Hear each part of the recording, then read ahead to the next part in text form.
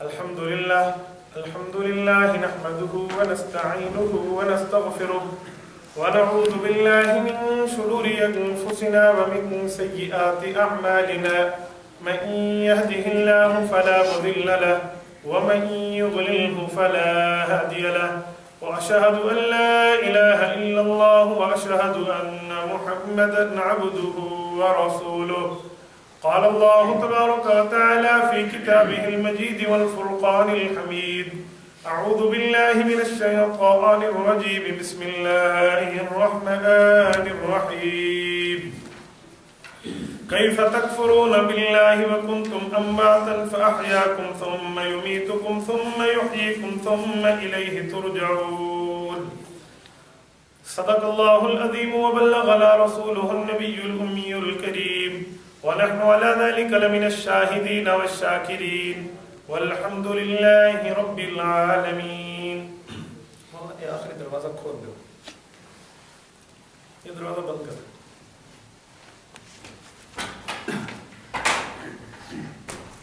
کھول دو کھول.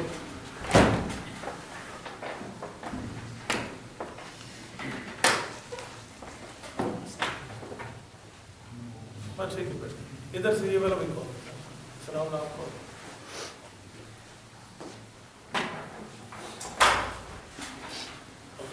اپنی مسجد سمجھے نا، پہلے کھول پا رہے ہیں. چلو توجہ میری طرف. آج جو موضوع ہم نے پڑھنا اور سننا ہے نا، اس میں دو چار چیزیں پہلے سمجھ لیں. بعض اوقات ہماری اہل باطل سے گفتگو ہوتی ہے اور ہم اپنے مسئلے کو خود بھی سمجھے ہوئے نہیں ہوتے. سب سے پہلے بندہ اپنے مسئلے کو خود سمجھ جائے گا، پھر گفتگو بڑے شوق اور شرح بس سے کرتا ہے. آپ نے قرآن کریم سے یہ واقعہ پڑھا بھی ہے اور کئی بار سنا بھی ہے. میں آپ کی خدمت میں یہ بات عرض کرتا ہوں، شاید اس ترتیب پر آپ نے پہلے نہ سنا ہو. یہ سورۃ طٰہٰ میں حضرت موسیٰ علیہ السلام کی ایک دعا ہے جو ہم اکثر طور پہ ہر نماز کے بعد پڑھتے ہیں. اس دعا میں حضرت موسیٰ علیہ السلام نے جو مانگا ہے نا، وہ ہماری ضرورت ہونی چاہیے. یہ سورۃ طٰہٰ، اس میں حضرت موسیٰ علیہ السلام کی دعا ہے. یہ سورۃ نمبر 20 ہے، اس کا رکوع نمبر 2 شروع ہو رہا ہے. قال رب اشرح لي صدري ويسر لي امري واحلل عقدة من لساني يفقهوا قولي. اس کا لفظی معنی تو یہ ہے کہ اے اللہ میرے دل کو کھول دے، میرے سینے کو کھول دے، میرے لیے میری کام کی آسانی پیدا کر دے، میری زبان کے اوپر جو لکنت کی وجہ سے ایک گرہ پڑی ہوئی ہے اسے کھول دے، تاکہ لوگ میری بات کو اچھے طریقے سے سمجھ سکیں، میں انہیں سمجھا سکوں.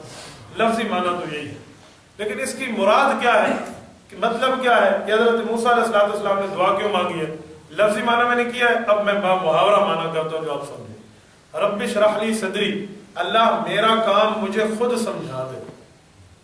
میرا سینہ کھول دے گا کیا معنی ہے؟ کوئی اپنا آپریشن تھوڑی کروانا ہے، یہ بائی پاس کی بات تو نہیں ہے کہ سینہ کھول دے. اشرح لی صدری جسے شرح صدر کہتے ہیں. کوئی مسئلہ پتہ کسی کو سمجھائے، ایک مثال دے، دوسری دے، تیسری دے، چوتھی دے، آخر میں کہتے ہیں شرح صدر ہوا ہے، تو اس کو معنی ہے تیرے اوپر تیری بات کھل گئی ہے. ہاں بھائی کھل گئی ہے. تو رب اشرح لی صدری، اللہ میرا کام میرے اوپر کھول دے. کیوں؟ داعی جب تک اپنی دعوت خود اپنے اوپر نہیں کھولے گا، اس کی دعوت میں اثر نہیں ہوگا. جب تک میرا کام مجھ میں ہی نہ کھولے تو میں سمجھاوڑا کے لوگ کش ہے، تو میں تو تبھی سمجھاؤں گا نا جب میرے کام کی اہمیت میرے اوپر کھلے. اس کام کی کتنی اہمیت ہے، اس کام کی کتنی فضیلت ہے، اس کام کی کیا ترتیب ہے، میں کس طریقے سے کروں. دیکھو اللہ جس پہ کام کھولتا ہے نا، پھر کام پوری دنیا میں پھیلتا ہے. اللہ پاک نے حضرت مولانا الیاس دہلوی رحمہ اللہ پہ کام کھولا ہے نا، حاجی عبدالوہاب صاحب پہ کام کھولا ہے نا، وہ ساری زندگی اس کام کو لے کر بیٹھے ہوئے ہیں. اس کی وجہ انہوں نے یہ دعا اپنی قبول کروا دی. جو جماعت والے کہتے ہیں نا اللہ ہمارا کام ہمارے اوپر کھول دے، وہ اس لفظ کا ترجمہ ہے. اللہ ہمارا کام ہمارے اوپر کھول دے، وہ اس لفظ کا ترجمہ ہے رب اشرح لی صدری، اللہ میرا کام میرے اوپر کھول دے، میرے کام کی اہمیت کتنی ہے. دوسری بات ویسر لی امری، اللہ مجھے اسباب عطا فرما دے. یہ جو ہے نا میرا کام آسان کر دے. کام آسان کا کیا معنی؟ نبوت کا کام مشکل یا آسان سے کیا مراد ہے؟ مراد ہے کہ اللہ مجھے اسباب عطا فرما دے، وہ چیزیں عطا فرما دے جن چیزوں کو استعمال میں لے کر میں پوری دنیا تک اپنی دعوت کو لے جاؤں. یہ ہے یسر لی امری، مجھے اسباب عطا فرما دے. میں اس کو جدید زبان میں کہوں، اللہ مجھے وہ طاقت دے کہ میں اس کام کو لے کر پوری دنیا میں جاؤں. اب پوری دنیا میں جانے کے لیے تو کچھ طریقے، کچھ قوانین، کچھ طور، کچھ اطوار تو ہے نا. وہ کیا اطوار ہے؟ مثلا पूरी दुनिया में जाने के लिए एक तरीका तो ये है कि मैं पासपोर्ट, जवाज़ सफर इसे अरबी में कहते हैं, मैं पासपोर्ट इस्तेमाल करूंगा और जिस मुल्क में चाहूंगा मैं चला जाऊंगा। इसके लिए पैसे चाहिए, इसके लिए माल चाहिए, दौलत चाहिए कि मैं किसी मुल्क का वीजा लगवाऊं, उस मुल्क तक जाकर दीन पहुंचाऊं। और अगर ये आज के दौर में किसी के पास नहीं है तो आसान तरीके है जो सामने आपके ठहरा है कैमरा। एक है ना पासपोर्ट पे टिकट लगवा के मैं जाऊं, और एक है वो असबाब मेरे पास नहीं है, यहां से वीडियो रिकॉर्ड हो रही है, मसला हल हो रहा है, आपने भी सुन लिया और कल ये पूरी दुनिया में पहुंच जाएगा, बाकी अब आप सुन के भी अपने इश्काल को दूर कर लेंगे। ये भी यस्सिर अमरी में शामिल है, ये हमारी मजबूरी है जिसकी वजह से हम ये करते हैं। मुझे एक दिन एक दोस्त कहने लगा कि एक गुनाह नहीं, मैंने कहा मैं एक बात कहूं, कहते जी, मैंने कहा आप जो जाते हैं जमात में पूरी दुनिया में काम करने के लिए, कहाँ गए थे? कहते सूडान गया हूँ, नेपाल गया हूँ, मोजम्बिक गया हूँ, फलां गया हूँ, बहुत से इलाके बताए। मैंने कहा वो जो आप वहाँ गए हैं पासपोर्ट के बगैर? कहते नहीं पासपोर्ट समेत। मैंने कहा पासपोर्ट पे कोई हलाल चीज भी लगती है? कहते नहीं तस्वीर लगती है। मैंने कहा क्यों लगवाई? कहते हजरत न लगवाऊं तो वीजा नहीं मिलता। मैंने कहा ना मिले, आप अल्लाह को कह देना ना भैया अल्लाह वहां लोगों को कलमा पहुंचाने की जरूरत थी, वो लोग अल्लाह के दीन के नाम पे मर रहे थे, मुझे चाहिए था मैं उनको दीन असल पहुंचा दूं, लेकिन मुझे गुनाह होता था, तस्वीर खिंचवानी पड़ती थी, वो गुनाह था, तो मैं गुनाह को करके तो ये काम न करता। कहते हजरत ये छोटा गुनाह है, ये कर ले, वहां बड़े दीन की दावत मुतासिर हो रही है। मैंने कहा जो काम आपने किया है ना वो है प्रिंट तस्वीर, जिसकी हुर्मत पे सबका इत्तेफाक है, और जो मैं कर रहा हूं ना ये डिजिटल तस्वीर, इसकी हुर्मत पे इख्तिलाफ है, आधे हलाल कहते हैं आधे हराम कहते हैं। जिसको सारे हराम कहते हैं तुम वो करते हो दीन के नाम पे तो ठीक है, और जैसे आधे हलाल कहते हैं मैं ये कर लूं तो मैं बुरा क्यों? ये है यस्सिर अमरी, और ये भी जरूरत के दर्जे में, ये बात याद रखें। जरूरत के अलावा हम इसको 100% हराम समझते, सिर्फ तफरीह के लिए, सिर्फ अपने जो है ना दिल को खुश करने के लिए तस्वीर बना लो, ये कर लो वो कर लो, कोई दीनी जरूरत ना हो, अल्लाह की कसम जहन्नम ले जाने वाली चीज। मैं तो इस पे कई बार साथियों को कहता हूँ। एक दोस्त ने उस दिन बैठे थे तो उसने कहा हजरत आपकी तस्वीर बना लो। मैंने कहा यार हजारों तस्वीरें नेट पे पड़ी हैं, ये मजीद गुनाह कराने की जरूरत है, ये मजीद गुनाह की जरूरत है। हमें तो उस्ताद जी इतना शदीद तरीन जो है ना इस मसले पे वो कर दिया ना, ज़जरो तौबीक के बस क्या बात। एक बार एक बंदे ने तस्वीर खींच रहे थे तो मैंने कैमरे को देख लिया, उस्ताद जी दुबई थे, दुबई से मुझे फोन करके कहा कि मुझे वहां के आदमी ने कहा ये तुम्हारे सूबे का भी है, ये तस्वीर में कैमरे को देख रहा हूँ, तेरे शौक है तस्वीर खींचवानी। वल्लाह मेरी तो नियत ही नहीं थी, पता नहीं क्या मुसीबत, मैं तो देखने लगा उसने तस्वीर खींची। इतनी डांट डिपट करते हैं, जो वजह क्या है कि जो जरूरत है दीनी के अलावा, हाँ दीनी जरूरत है, फिर तो हम अल्लाह रब्बुल इज्जत को अर्ज कर सकेंगे कि अल्लाह दीनी जरूरत थी जिसकी वजह से हमने काम किया। आप देखें ना हमारे असबाक होते हैं, मैंने कभी सबक की वीडियो नहीं बनवाई, कोई गुफ्तगू और होती है हम जरूरत के दर्जे में करते हैं, तो ये भी असबाब है अपनी दावत को आम करने। वयस्सिर ली अमरी, ये दूसरी दुआ है हज़रत मूसा अलैहिस्सलाम की दुआ का दूसरा हिस्सा है कि अल्लाह मुझे असबाब अता फरमा दे, मुझे वो चीजें अता फरमा दे जो मैं पूरी दुनिया में लेकर इसको पहुंच जाऊं। मैं इस कैमरे के फजाइल आपको दीनी मामलात के लिए सुनाऊं ना, आप हैरान हो जाएंगे। यकीन मानो पूरी दुनिया में जो काम उठा है ना उसकी वजह यही है। ये मैं आज की आपको कारगुजारी सुनाता हूँ, आज और कल की 2 दिन की, चलो ताजा रिसेंटली कारगुजारी। ताजा कारगुजारी क्या है? दारुल उलूम देवबंद से मौलाना ज़फ़र अहमद नवानी साहब ने हमसे रब्ता किया है, और जो किताब आप अकीदा हयातुन नबी कोर्स पे यहाँ पढ़ते हैं ये उन्होंने इंडिया के लिए मुझसे मंगवा ली है कि हम वहाँ चाहते हैं। ये आज दारुल उलूम देवबंद पहुँच चुकी है सुबह से। ये मैं आज आपको, ये कैमरे की वजह ना होती वहां तक हमारी दावत कैसे है। ये तो एक किताब है ना, इजमाउल उलमा अला हयातिल अंबिया, तकरीबन 500 से ऊपर उलमाए कराम की जो है ना तस्दीक है। इस मौलाना अज़ीम साहब नव्वरल्लाहु मरकज़हू ने 1 महीना पढ़ा था उस किताब को, तो उस्ताद जी ने भी इसको पसंद किया। वो किताब भी दारुल उलूम देवबंद कल से पहुंच चुकी, ये आज और कल की सुना रहा हूँ। ये वजह सिर्फ यही है, मैं रात की बात कर रहा हूँ आपको। रात में सोने लगा, तकरीबन हम लेट आए, हमारे एक दोस्त के यहाँ थोड़ा प्रोग्राम था, वहीं से वापस आए तो कोई 12 के करीब मुझे बिस्तर मिला। मैं बिस्तर पे सोया तो एक आदमी की कॉल आई, तो एक नियत मेरी वो भी ना सुनो यार सो रहा हूँ सुबह देखूंगा, मुझे नहीं पता क्या वजह। वहां से उस बंदे ने जो फोन किया ना तो मैंने उठा लिया, मैंने देखा तो आगे इंडिया का नंबर, उसने कहा माशाल्लाह सिर्फ आपने कॉल उठा ली। तो पहले मैं एक बात कहता हूँ कि अल्लाह ने मेरी दुआ कबूल की। मैंने कहा क्यों? कहते आज मैंने सदका दिया है कि बंदा मेरी कॉल उठा ले। ये मैं इंडिया से बात कर रहा हूँ, इंडिया दारुल उलूम देवबंद दौरे हदीस का लड़का है, मेरे जहन में नाम नहीं है, मोबाइल में उसका नाम फीड है, मैं आपको बता देता हूँ फलां उसका नाम था जिसने। ये सिर्फ यही वजह, बस दीनी काम के लिए बंदा इसको इस्तेमाल करे। मुफ्ती इकबाल अहमद साहब फाजिल दारुल उलूम देवबंद ये तशरीफ ला चुके हैं, पाकिस्तान आए हुए हैं, ये सिर्फ दारुल उलूम देवबंद से पढ़ने के लिए आए हैं हमारे पास। اور استاد جی گھومر کے پاس سرگودا میں ہم نے ان کو وہاں رکھا ہے کیونکہ اونلی فار سرگودا اس کے اوپر لکھا ہوا تھا ان کے ویزے کے اوپر، اس لیے وہ ڈی اے خان آ نہیں سکتے تھے، ورنہ میں یہاں لاتا انہیں۔ اب بھی میں نے 13 فروری سے لے کر 25 فروری ان کے ساتھ دن طے کیے ہیں کہ دارالعلوم دیوبند سے 2 مفتی ہیں، ایک مفتی ریاض سے مفتی اقبال صاحب، جن کو جا کے ہم نے پڑھانا ہے۔ آپ اندازہ لگائیں وجہ صرف یہی ہے، لوگ سمجھتے پتہ نہیں شہرت ہے، خواہش ہے، اللہ کی قسم ایسی بات نہیں۔ میں تو بعضوں کا اللہ رب العزت دعا کرتا ہوں کہ اللہ اگر ہمارے دل میں اس کی وجہ سے ریا پیدا ہو تو ختم فرما دے۔ مجبوری اگر یہ اس میدان میں باطل آیا ہے، اگر ہم نہیں آئیں گے بتاؤ کیا کریں گے؟ باطل کے لیے میدان خالی تو نہیں چھوڑنا نا، اہل حق کو میدان میں آنا چاہیے۔ ایک دن ایک بندہ مجھے کہنے لگا کہ یہ کام تم کیوں کرتے ہو؟ میں نے کہا کافر کو کافر کی زبان میں جواب دینے کے، بے ایمان کو بے ایمان کی زبان میں جواب دینا۔ کہتا ہے یہ قرآن حدیث سے کہیں ثابت ہے؟ تو میں نے ایک آیت پڑھی ہے، حدیث پاک پڑھی ہے، وہ آیت میں آپ کو بھی سنا دیتا ہوں تاکہ کل کوئی کہے تو آپ ذہن میں رکھیں۔ اس کے لیے نہیں کہہ رہا، میں مطلقاً ایک مثال دے رہا ہوں۔ قرآن کریم سورۃ نمبر 2 سورۃ البقرہ آیت نمبر 13، وَإِذَا قِيلَ لَهُمْ آمِنُوا كَمَا آمَنَ النَّاسُ قَالُوا أَنُؤْمِنُ كَمَا آمَنَ السُّفَهَاءُ أَلَا إِنَّهُمْ هُمُ السُّفَهَاءُ وَلَكِنْ لَا يَعْلَمُونَ۔ قرآن کریم کی آیت ہے، اس آیت کا خلاصہ یہ ہے کہ حضور کے پاس چند لوگ آئے اور وہ دشمن صحابہ تھے، ایمان نہیں لانا چاہتے تھے، ایسے بطور مذاق آگے کا ہم مومن بننا چاہتے ہیں، ہم کیسے ایمان لائیں؟ تو حضور علیہ السلام نے فرمایا آمینو کما آمن الناس، ابو بکر عمر عثمان و علی جیسا ایمان لاؤ۔ صحابہ ان کو معیار حق کے طور پہ پیش کیا تو انہوں نے فوراً صحابہ پہ تبرہ کیا اور کہا انؤمن کما آمن السفہاء، بے وقوفوں جیسا ایمان لائیں، سفیہ اسٹوپڈ، بے وقوف جیسا ایمان لائیں۔ تو اللہ پاک یہ فرما سکتے تھے انکم قد کذبتم، تم نے جھوٹ بولا، انتم کاذبون وانہم صادقون، تم جھوٹے ہو یا سچے ہیں۔ اللہ نے یہ نہیں فرمایا، اللہ نے کافر کو کافر کی زبان میں جواب دیا، الا انہم هم السفہاء، یہ بے وقوف نہیں ہے، تم بے وقوف۔ کافر کو کافر کی زبان میں جواب دینا بعض اوقات ضروری ہوتا ہے۔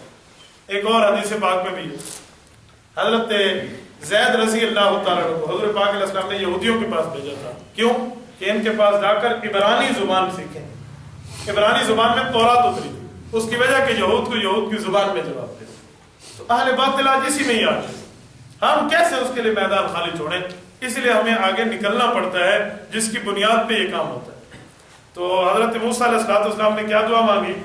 رب اشرح لی صدری، اللہ میرا کام میرے اوپر کھول دے، ویسر لی امری، اور مجھے کیا عطا فرما دے؟ اسباب۔ آج کے دور میں یہی سبب ہے جس کی بنیاد پہ ہم نے اختیار کیا۔ دوسرا واحلل عقدۃ من لسانی، اللہ مجھے عوامی زبان عطا فرما۔ واحلل عقدۃ من لسانی، میری زبان سے گرہ کھول دے کا معنی ہے مجھے عوامی زبان عطا فرما تاکہ میں لوگوں سے لوگوں کی زبان میں بات کروں۔ حدیث پاک میں حضور پاک علیہ السلام فرماتے ہیں کلم الناس علی قدر عقولہم، لوگوں کے عقل کے مطابق ان سے بات کرو۔ کیا معنی؟ یعنی جس چیز کو وہ سمجھ نہ سکیں میں وہ باتیں ان کو سناؤں تو وہ تو نعوذ باللہ گمراہ ہو جائیں گے، یہ کیا باتیں کر رہا ہے؟ تو ان کی عقل کے مطابق ان سے گفتگو کرو، اسے کہتے ہیں عوامی زبان۔ اور یہ آج ہم خواص بیٹھے ہیں تو میں اس لیے ایک بات کہتا ہوں، یہ ہمارے یہاں خدا کی قسم فقدان ہے۔ جس کے پاس عوامی زبان ہے نا وہ لوگوں کو سمجھا سکتے ہیں، اس کے پاس علم نہیں ہے، اور جس کے پاس علم ہے اس کے پاس عوامی زبان نہیں ہے۔ ایسی بات کرے گا لوگ کہ ہاں حق کے ساتھ، باقی سمجھ کچھ نہیں آئے گی۔ یہ جو آدمی ہے وہ عوام زبان میں سمجھا سکتے ہیں، وہ علم سے کور ہے۔ میں ایک جگہ گیا، ایک جگہ گفتگو ہو رہی تھی، مجھ سے پہلے ایک ساتھی بیان فرما رہے تھے، کہنے لگے جب حضرت عبداللہ فوت ہوئے، حضور علیہ السلام کے والد، تو اما ہم نے حضور کو لے کر عبداللہ کی قبر پہ گئی، تو قبر کھڑکا کے آقا عبداللہ میں کوئی پتر تھے کھلونے تھے کہ نہ دے؟ اندازہ لگا یہ ہاں، قبر کھٹکھٹا کے دستک دے کے اس نے کہا میرے بیٹے محمد کے کھلونے لے کے دو۔ میں نے پرچی لکھی، میں نے مول صاحب کو بھجوا دی، میں نے کہا مول صاحب اس کو ماخذ بھی بتاتے جائیں۔ مجھے یقین تھا ماخذ زمانے نہ حاصل، ماخذ زمانہ تو یہی طرف اس کا حوالہ دیتے جائیں۔ مالی صاحب نے پرچی پڑھ کے کہا میرا ٹائم پورا ہے، جزاکم اللہ۔ اب اندازہ لگے کیا کرو، یہ عوامی زبان ہے لیکن علم سے کھو رہے ہیں، اور کسی کے پاس علم ہے تو عوامی زبان نہیں۔ ایک ہمارے دوست تھے مجمع میں بیان کر رہے تھے، لوگوں کہہ رہے تھے نبی علیہ السلام کے قبل بعثت امور تمہیں پتہ ہے؟ اب کالج کا لڑکا دیکھے قبل بعثت کیا ہے، امور کیا ہے؟ پھر کہنے لگا میں بتا دو، نیچے والے کہنے لگا چلو بتا دو، تو نے کہا ادھی نہیں پتہ، چلو ادھی اگلی پتہ لگ ویسے، تو کہنے لگے تذکر تدبر تفکر مشمولات۔ اب کیا پتہ تذکر کیا ہے، تدبر کیا ہے، تفکر کیا ہے، مشمولات کیا ہے؟ تو وہ تو بندہ خاموش ہو جائے گا۔ یہ علم ہے لیکن عوامی زبان نہیں۔ آسان لفظوں میں کہہ سکتا تھا کہ اعلان نبوت سے پہلے حضور اللہ کی کائنات میں سوچا کرتے تھے، یہ حضور پاک کے کام تھے، یہ مشمولات امور نبی ما قبل بعثت کا یہی معنی ہے. نبوت کے اعلان سے پہلے حضور اللہ کی کائنات میں سوچ جاتے زمین کس نے بنائی, آسمان کس نے بنایا, چاند ستارے پہاڑ کس نے بنایا, وہ یہی بات ہے. لیکن ہم نے اس کو عوامی زبان میں نہیں کہا, علمی زبان میں کہا. تو اسی وجہ سے بات یاد رکھیں کہ عوام سے وہ گفتگو کریں جو انہیں سمجھ.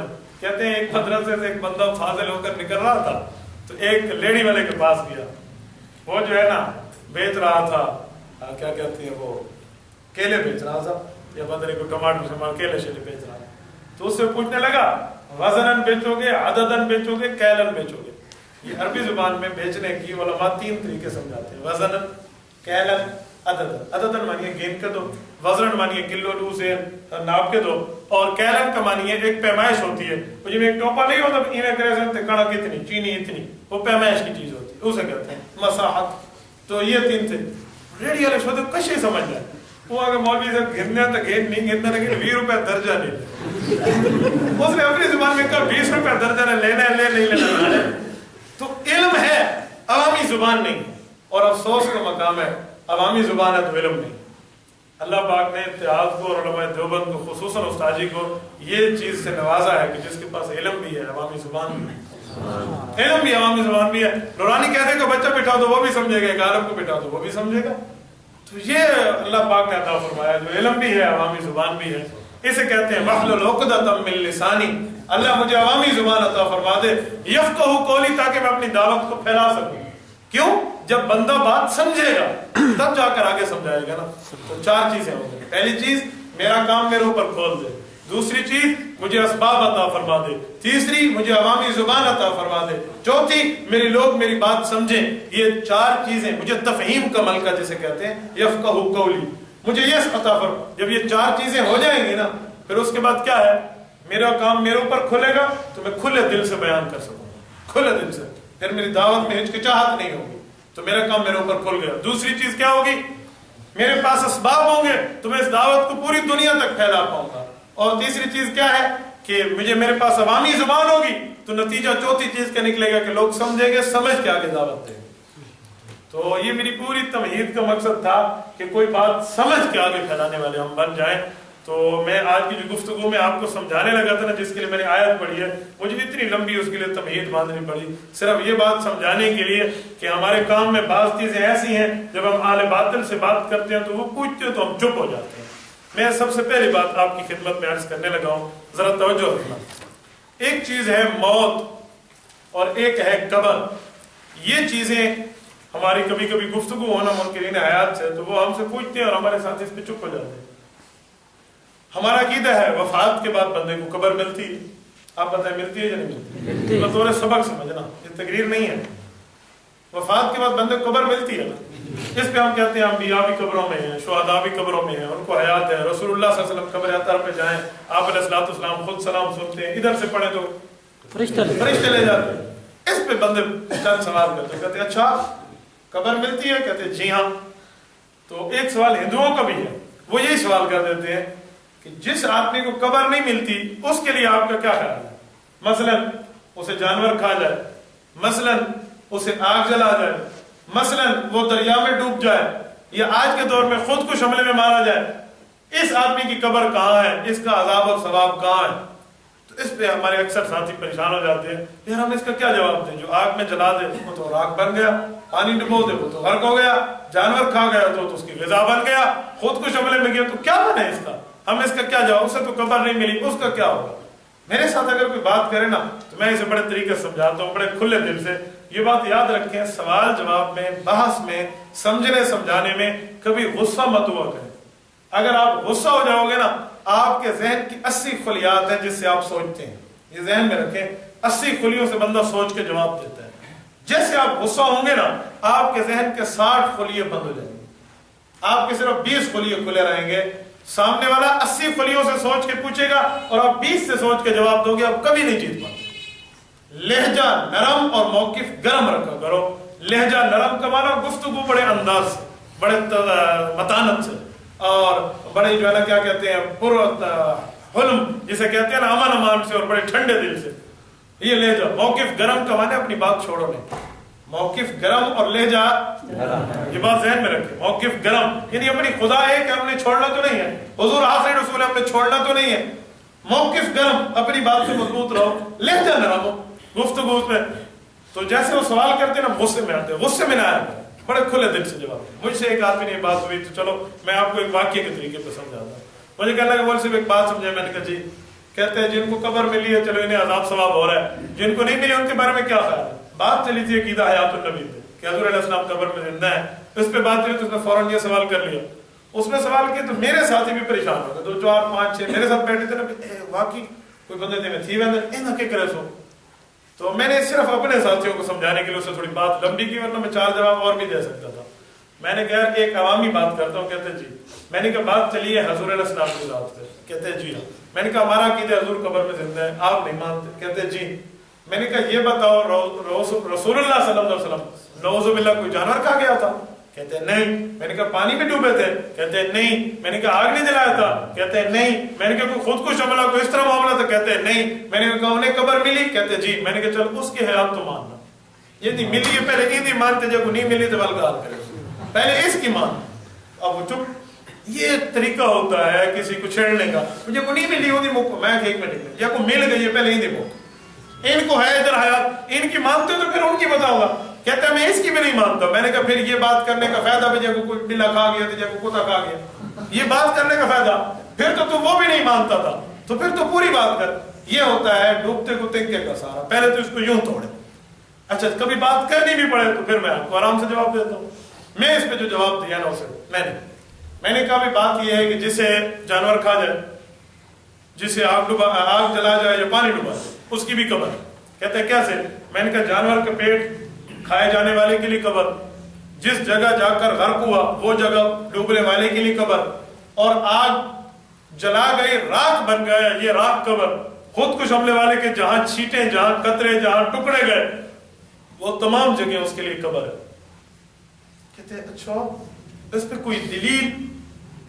میں نے کہا ایک منٹ، یاد رکھیں دلیل دینے میں جلدی نہیں کیا، یہ بات ذہن میں اپنا ساتھی ہو نا اسے دلیل میں جلدی سمجھا دیا کرو۔ اہل باطل کوئی ہو، کوئی سا اہل باطل ہو، دلیل دینے میں جلدی نہیں کیا کرو۔ آپ جب بھی دلیل دینے میں جلدی کریں گے نا، یقین مانے بندہ ڈوبتا ہے۔ جلدی دلیل نہ دیا کریں۔ دلیل یہ ہوتا ہے نا، اس کی میں مثال دوں، اس پہ بھی ایک دوست نے مجھ سے پوچھا دلیل نہ جلدی دینے کی کون سی وجہ ہے؟ میں نے کہا روٹی تتے توے تے گتی دی ہے، ٹھنڈے توے تے نہیں گتی دی۔ پہلے توے کو خوب گرم کرو، روٹی ڈالنے میں جلدی نہیں کریں، جلے تتا تھے میں مال گھر کیوں نہیں پک دی، تو تتے توے تھے نا، پہلے اس تھوڑا دلیل دینے میں جلدی نہ کریں، پہلے تھوڑا اسے لگائیں کہ وہ سمجھے بھائی کچھ نہیں آتی دلیل کو نہیں، وہ سر پہ چڑھے پھر اسے دلیل دیں۔ کہنے لگے جی، میں نے کہا میں آپ بتاتا ہوں، یہ جو ہے تم نے سوال کیا، تم نے سوال میں مجھے کوئی دلیل دی ہے؟ بغیر دلیل کے سوال ہے، بغیر دلیل کے جواب ہے، میں تو دلیل نہیں دیتا۔ پہلے تو اسے یوں پکائے نا، اب وہ سمجھے کہ بھائی تم کو نہیں دلیل، بھائی سوال میں دلیل کراؤ، کہاں سے سوال کیا، کس کتاب سے سوال پڑھا ہے؟ قرآن سے پڑھا، پہلے پارے سے پڑھا، دوسرے پارے سے پڑھا، کہاں سے سوال پڑھا؟ پہلے تو اسے سمجھ آئے کہ میرا سوال قرآن حدیث سے کوئی نہیں، بہر کا سوال ہے، پھر اسے جواب یہ دے۔ میں نے یہ جواب دیا، میں نے کہا عقلی سوال ہے تو عقلی جواب دوں گا، نہ میں نے تم سے سوال میں دلیل پوچھی، نہ تم مجھ سے جواب میں دلیل پوچھ، بات تو پوری ہو گئی۔ اب پھر میں نے اس پہ دلیل دی ہے، میں نے کہا دیکھو یاد رکھو، جس بندے کو آگ جلا جائے اس کی قبر کہاں ہے؟ صحیح بخاری، اللہ کے رسول صلی اللہ علیہ وآلہ وسلم نے ایک واقعہ بتایا بنی اسرائیل کی قوم کا۔ ایک بندہ تھا، مرنے لگا، گناہگار تھا، اپنی اولاد کو وصیت کی کہ جب میں مر جاؤں مجھے جلا دے، اور میری راکھ کو جو سوا ہوتی ہے، میری راکھ کو کسی ایک جگہ مت رکھنا، بلکہ ٹوٹے ٹوٹے کر کے اسے بچھا دے، ادھر ادھر پھیلا دے، کوئی پہاڑوں میں، کوئی جو ہے نا پانیوں کے اندر، کوئی صحرا میں، کوئی کہاں کہاں۔ یوں ہوا؟ کہتے ہاں یوں ہوا۔ میں نے کہا پھر حضور علیہ السلام نے کیا فرمایا؟ کہتے پھر حدیث پاک میں ہے کہ اللہ رب العزت نے اسے اپنے سامنے کھڑا کیا اور پوچھا لما فعلت ھذا، یہ کام تم نے کیوں کیا؟ اپنی جسم کی راکھ بنوا کے یوں کیوں مختلف جگہ میں بکھیر دی؟ کہنے لگا من خشیتک یا اللہ، آپ کے ڈر کی وجہ سے میرے دل میں یہ تھا کہ آپ میرے اوپر قابو نہیں پا سکیں گے، اس لیے میں اپنی باتیں اپنی جسم ختم کرا دوں، اور اگر آپ نے میرے اوپر قابو پایا تو سب سے زیادہ عذاب دیں گے۔ بس آپ کا ڈر میرے دل میں تھا، اور کوئی ناشکری، نافرمانی، کفر والی بات نہیں تھی۔ تو اللہ پاک نے اس بندے کو بخش دی۔ یہ حدیث ہے. اور اس میں لفظ ہے کہ اللہ پاک نے زمین کو, صحرا کو, پہاڑوں کو, پانیوں کو حکم دیا کہ اس کی راکھ کو لاؤ. وہ جو راکھ تھی نا اس کی وہی لاؤ, وہی لے کر آؤ. وہی لے کر آئے اور اسی سے جمع کر کے اللہ نے اپنے سامنے کھڑا کیا. میں نے کہا بتاؤ, اب عذاب قبر اور ثواب قبر کی بات نہیں ہے. اگر صرف روح کی بات ہوتی, جسم کا معاملہ نہ ہوتا تو روح تو اس کی نہیں جلی تھی, اس کی روح کی تو راکھ نہیں بنی تھی. روح کو اللہ سامنے کھڑا کر کے بات کا معاملہ ختم کر لیتے. اس کے جسم کو کیوں بلوایا؟ تو پتہ چلا اس کے جسم کا یہ قبر ہے, جہاں جہاں گئی ہے وہی اس کی قبر ہے, وہ یہاں وہاں سے حساب کتاب ہوتا. اس پہ ایک اور مثال بھی دے دوں. ایک بندہ مجھے پوچھنے لگا اچھا جس کو جانور کھا جائے, میں نے کہا جانور کا پیٹ اس کے لیے قبر ہے. اس نے فوراً سوال کیا, کہنے لگا جانور کا پیٹ قبر؟ میں نے کہا جی. کہتے ہیں قبر میں تو عذاب ہوتا ہے, اگر اس بندے کو جانور کے پیٹ میں عذاب ہوگا تو یہ تڑپے گا. میں نے کہا بندہ تڑپے گا. تو کہتے ہیں پھر جانور کیوں نہیں تڑپتا؟ وہ بھی تو تڑپے نا, کہ میں کہہ رہے بسہتے کو کھا دیتا ہوں, وہ تڑپنا شروع کر دیا تو جہنم اندر ڈال گئی ہے, یہ کیا ہو گیا ہے؟ میں نے کہا یار ہمیں تو بڑا قرآن سکھاتے ہو, اب قرآن چھوڑ گئے. کہتے کیوں؟ میں نے کہا قرآن کریم میں ہے وَلَا تَزِرُ وَازِرَةٌ وِزْرَ أُخْرَىٰ, گناہ ایک کا ہوگا سزا دوسرے کو نہیں ملے گی. وہ تو جانوی کو سزا ملے گی, اسے تو نہیں ملے گی. کوئی لگا نہیں صاحب وہ اندر بھاج لگی تو کم از کم جانور کو تو ہاتھ پیر مارنے چاہیے تھے. یوں نہ سمجھے نا, سیدھی انگلی سے گھی نہ نکلے تو پھر بندہ ٹیڑھی سے نکالتا ہے. میں نے کہا اچھا ایک بات کا جواب دے. کہتے جی. میں نے کہا کل ہم نے آپ کو دیکھا کہ آپ ایک دکان پہ گئے ہوئے تھے, حکیم صاحب کی دکان کو لے کے دوائی کی دکان دے رہے.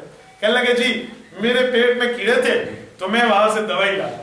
میں نے کہا جب دوائی لے کے تھے کیڑے مر گئے. میں نے کہا کیوں مرے؟ کہتے اس دوائی نے پیٹ کے اندر جا کے کیڑوں کو تکلیف دی, کیڑے مر گئے. میں نے کہا کیڑے پہ تو قیامت گزری ہوگی. کہتے دوائی تو بہت تیز تھی, کیڑے پہ قیامت گزری. میں نے کہا پھر تو بھی تڑپتا تھا؟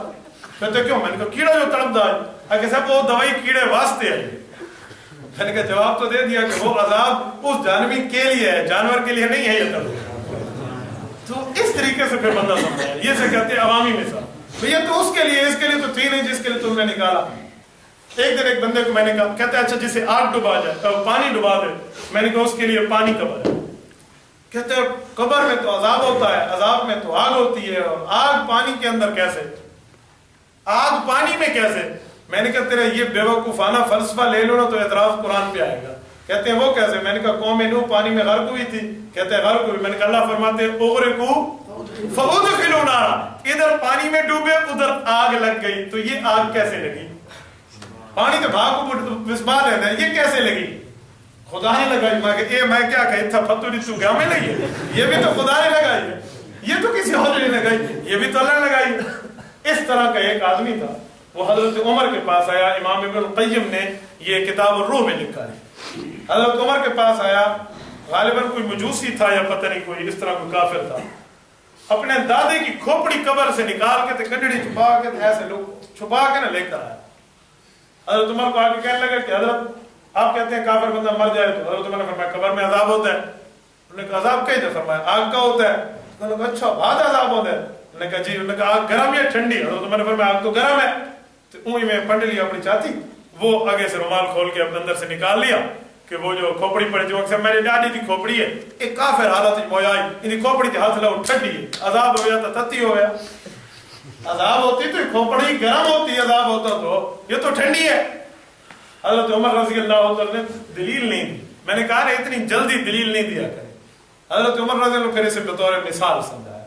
حضرت عمر فرمان لگے یہ وٹے میں کچھ آ رہے جرے پہلے تو ڈر گئی, مطلب سیریج بگاوے, دو پتھر اٹھا دے. تو اس نے حضرت عمر کہنے پہ ڈرتے ڈرتے دو پتھر اٹھا کے دے دیا. توجہ ادھر, دو پتھر اٹھا کے دے دیے. دونوں پتھر حضرت عمر کو ملے تو حضرت عمر نے فرمایا ہاتھ لا. اس نے ہاتھ لگایا تو فرمایا گرم یا ٹھنڈے؟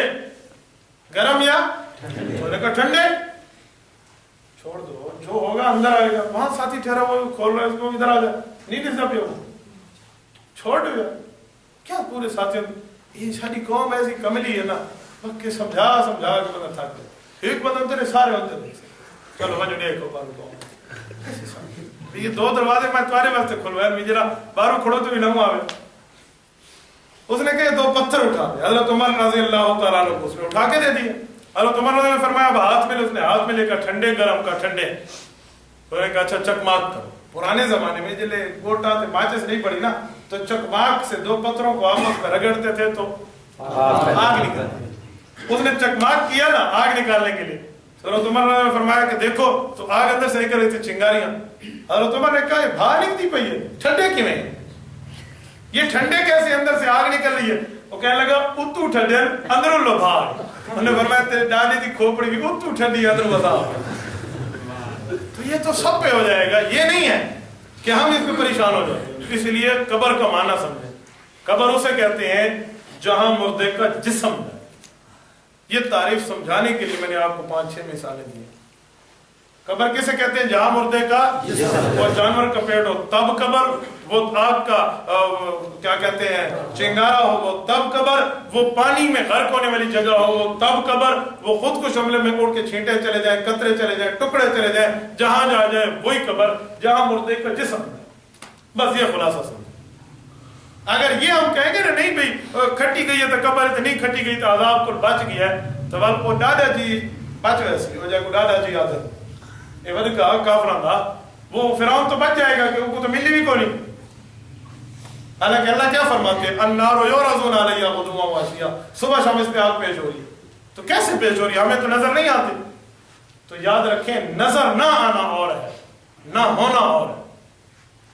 ایک دن ایک دوست نے مجھ سے پوچھا کہ اس قبر میں عذاب ہوتا ہے؟ میں نے کہا عذاب بھی ہوتا ہے ثواب بھی ہوتا ہے. کہنے لگا اگر یہی بات مانے تو مجھے ایک سوال ذہن میں آ جائے گا. میں نے کہا جی بولیے, اب توجہ رکھیں. میں نے کہا جی بولے کون سا سوال ہے؟ کہتے اگر آپ کی یہی بات مانے کہ اس قبر میں عذاب اور ثواب ہوتا ہے تو ایک اشکال ہے. میں نے کہا جی کریں. کہتے اشکال یہ ہے کہ حدیث پاک میں آتا ہے تسمع البہائم, عذاب کو جانور سنتے ہیں. میں نے کہا جی.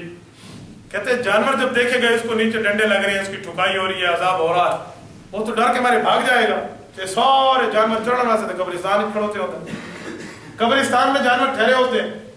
تو اگر اس قبروں میں عذاب ثواب ہو رہا ہوتا تو جانور کو تو وہاں سے بھاگ جانا چاہیے تھا.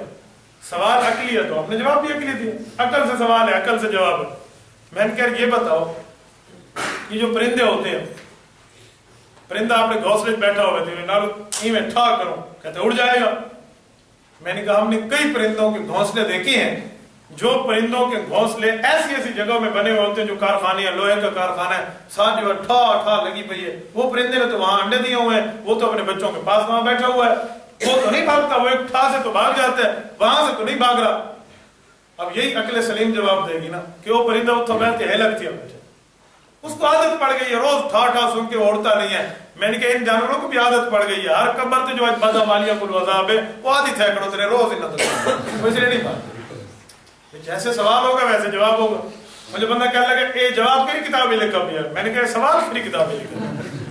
مجھے آپ سوال کے لیے جواب کے لیے مانگتے ہو کہ میں آپ کو کتاب دوں, میں آپ سے نہیں مانگ سکتا کہ آپ مجھے بتاؤ جواب کس کتاب میں لکھا ہوا ہے. تو جہاں سوال لکھا ہوگا وہاں جواب لکھا ہوگا. میں اس پہ سناتا رہتا ہوں. ہمارے ایک دوست ہیں, ان کے سامنے یہ بات مجھے انہوں نے فون کیا ہے, کوئی دوست ہے پتہ نہیں کون تھے. السلام علیکم. میں نے کہا جی وعلیکم السلام. درود شریف عبادت ہے؟ میں نے کہا جی بالکل. کہتے ہیں قرآن میں تو ہے یا کنابو تو عبادت خدا کی کرو, اور تم تو یہ درود نبی کے لیے پڑھتے ہو, تو نبی کی عبادت تو نہیں ہوتی, عبادت تو خدا کی ہوتی ہے. میں نے کہا یہ بتایا سلام عبادت ہے؟ کہتے ہیں جی ہاں. میں نے کہا یا کنابو تو سلام خدا کو کرتے, مجھے کیوں کیا؟ السلام علیکم آپ کے فون شروع کیوں کیے تھے؟ کہنے لگا حضرت یہ سوال سلام جو ہے عبادت تو ہے, لیکن اللہ نے فرمایا ہے بندوں کو کرو. میں نے کہا درود عبادت تو ہے, خدا نے فرمایا نبی کے لیے پڑھو. پھر فوراً پوچھا, کہنے لگا حضرت یہ جواب کس کتاب میں لکھا ہوئی ہے؟ میں نے کہا سوال کس کتاب میں لکھا ہوا ہے؟ سر میرے ذہن ہی جو ہے. میں نے جواب میرے ذہن ہی جو ہے. تیرے ذہن میں سوال آنا جرم نہیں ہے, میرے ذہن میں جواب آنا کیسے جرم ہے؟ تو اس لیے ٹھنڈے ذہن سے, جیسے میں نے کہا نا 80 کھلی ہیں سوچنے کے لیے, ٹھنڈے ذہن سے جواب دو گے تو 80 کھلیوں سے جواب دو گے. اور اگر آپ غصہ ہو گئے, تھوڑا سا دماغ گرم کر لیا تو 60 کھلیے بند ہو جائیں گے. 20 کھلیوں سے جواب دینے والا کوئی بندہ تار نہیں سکتا اور تم بولے رہے. تو اسی لیے ٹھنڈے دل سے سوال ہو, ٹھنڈے دل سے جواب ہو.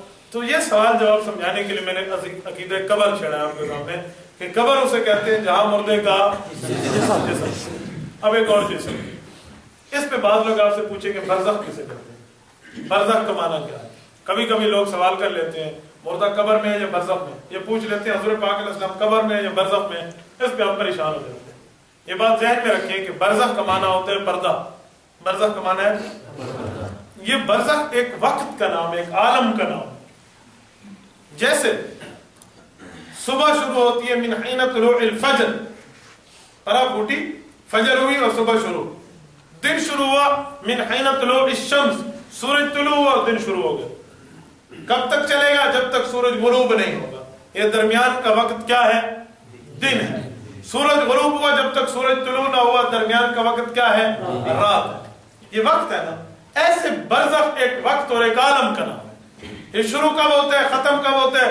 بندے کے جسم سے روح نکلی، بندہ مردہ ہوا، عالم برزخ شروع ہوا.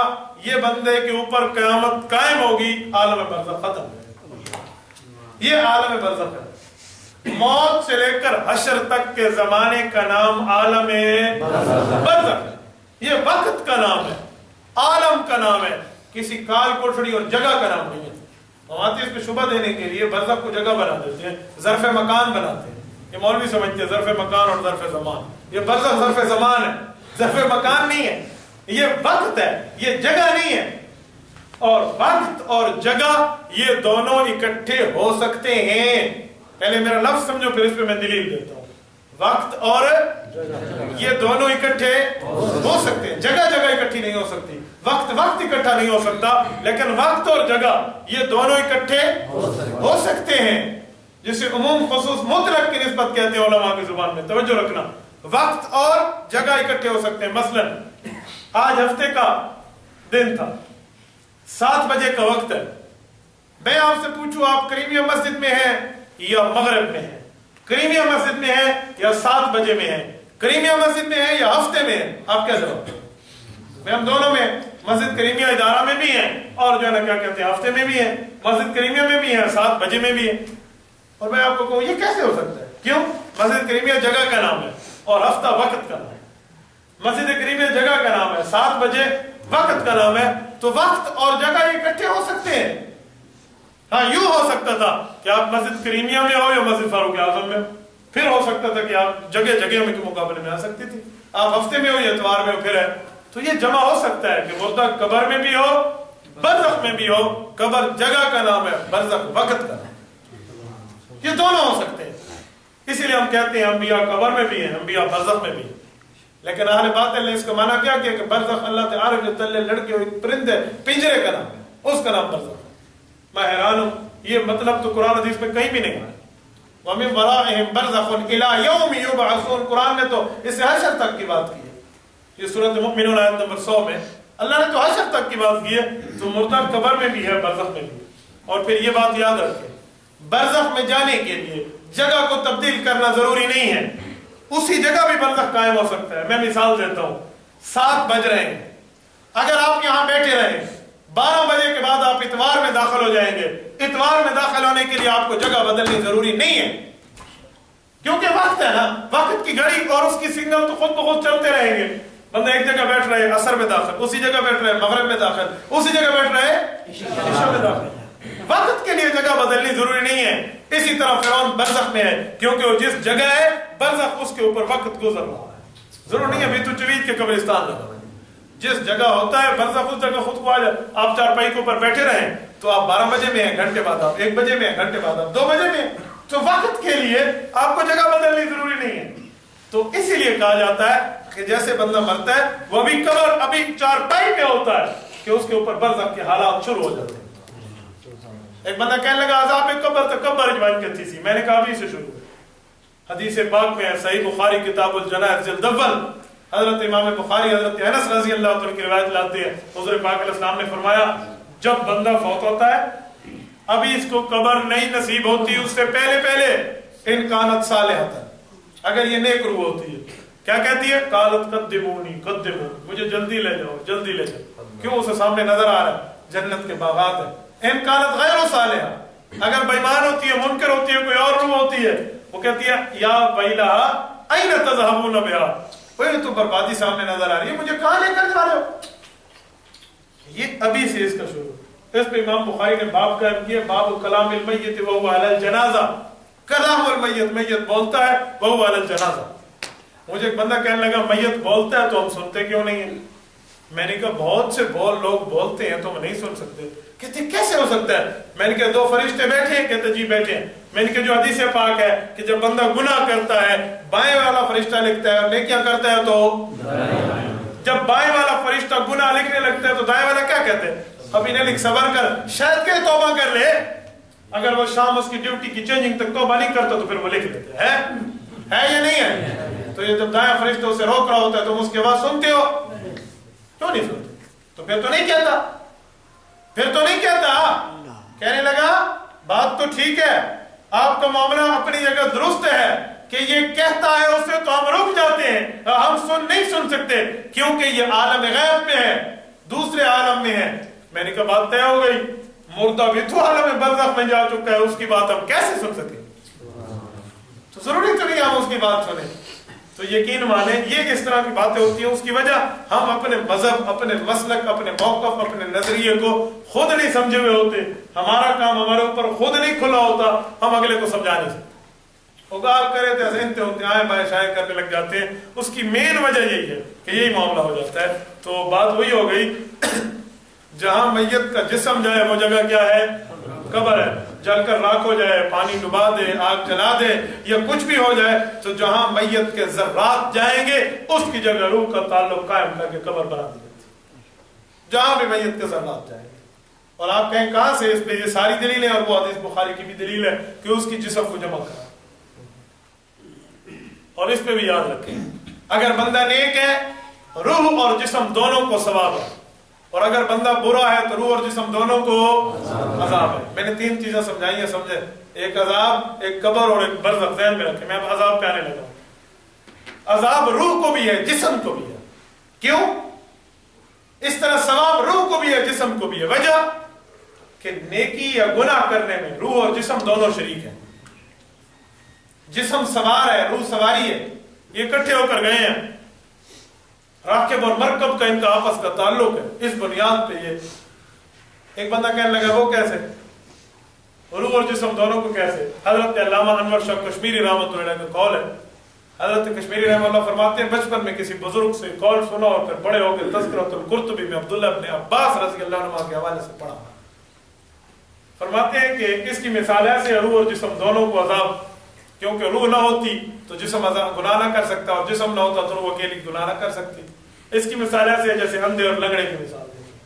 اندھا آنکھوں سے نہیں دیکھ سکتا، لنگڑا پاؤں سے چل نہیں سکتا۔ کہا اندھے اور لنگڑے کی یاری تھی۔ ایک دن بیٹھے تھے، اندھا لنگڑے سے کہنے لگا تو ہر شے دیکھا اسے، میں بھی کشے دیکھا، کوئی پھل فروٹ کھاؤں، کوئی چیز میں دیکھتا تو میں بھی کھاتا۔ لنگڑا کہنے لگا دے تھا تو ہاں ٹور جو لا سکتا کی میں وہاں پاٹ کے کھاوا۔ باغات میں کٹھے بیٹھے تھے تو دونوں نے بڑی سوچ و بچار کی۔ اندھے نے لنگڑے سے کہا، لنگڑے نے اندھے سے کہا استاد ہی چلا کوئی طریقہ بنا یار، ہم کوئی چیز جا کر کھا لیں۔ تو وہ ایک باغ میں کود پڑے، وہ گئے کیسے اور انہوں نے توڑا کیسے؟ تو اندھے اور لنگڑے نے کہا ایک دوسرے کا ساتھ دیں گے تو شاید کامیاب ہو جائے۔ نے کہا جی۔ تو لنگڑے نے کہا بھی دیکھو مجھے نظر تو آتا ہے نا، میں دیکھ سکتا ہوں آم ہے، فروٹ ہے، کیلا ہے، مالٹا ہے، کیا ہے، میں چل نہیں سکتا، اور تو اندھا چل تو سکتا ہے، تو دیکھ نہیں سکتا۔ تو اور میں ایک بات پہ معاہدہ کر لیتے کہ جی بتا۔ اندھے نے کہا، لنگڑے نے کہا میں تیرے کندھے پہ سوار ہو جاتا ہوں، تو نیچے بیٹھ جا، میں تیرے کندھے بیٹھ جاتا ہوں، تو کھڑا ہو کے چلنا۔ انہوں نے کہا میں کو کیوں پتہ لگ سی کدھر جانا ہے؟ میں نے، انہوں نے کہا میں بتاؤں گا، دائیں چل، بائیں چل، آگے چل، پیچھے آ، وہاں بیٹھ جاتا۔ انہوں نے کہا یہ ٹھیک، کیونکہ اندھا دیکھ سکتا، اندھا دیکھ نہیں سکتا تھا، لنگڑا چل نہیں سکتا تھا۔ اب لنگڑا دیکھ سکتا تھا اور اندھا چل سکتا تھا، یہ نقیزیں الٹ ہو گئے۔ سمجھ آ رہی ہے؟ مت آپ کو اٹھا رلا ہی بیٹھے ہو، ٹھیک ہے نا؟ اب لنگڑا تو اوپر بیٹھ گیا کندھے پہ اور اندھے نے چلنا شروع کیا۔ اب لنگڑا کہ سجے تھی وہ دائیں ہو جاتا، کبے تھی وہ بائیں ہو جاتا، آگے چلا جا، سیدھا جا، اپنا بولا۔ ایک درخت کے نیچے پہنچ گیا، آم کا درخت تھا۔ اب لنگڑے نے کہا ٹھہر جا، ٹھہر جا، اندھا ٹھہر گیا۔ اس نے کہا تھوڑا اوپر ہونا، جب اوپر ہوا اور اس نے پکڑ کے آم توڑ لیا۔ اس نے کہا میں نے توڑ لیا۔ اب واپس آیا اور دونوں مزے سے مل کے آم نے کھایا۔ اب اندھے نے بھی کھایا، لنگڑے نے بھی کھایا، دونوں نے اتحاد کر کے کھایا۔ اب بتائیں جو باغبان آئے گا، مالی آئے گا، وہ کس کو جوتے مارے گا، اندھے کو کہ لنگڑے کو؟ دونوں کو۔ کیوں؟ توڑا تو لنگڑے نے۔ اب آپ کہیں گے توڑا لنگڑے نے ہے لیکن اندھے نے کارستانی کی تو ہے نا، یہ اسے لے گیا ہے، اور اگر یہ لے گیا دیکھتا تو نہیں تھا، تو دونوں نے۔ یہی تعلق حضرت کشمیری فرماتے ہیں روح اور جسم کا ہے، کہ روح نہ ہوتی جسم گناہ نہ کر سکتا، جسم نہ ہوتا روح چل نہ سکتی۔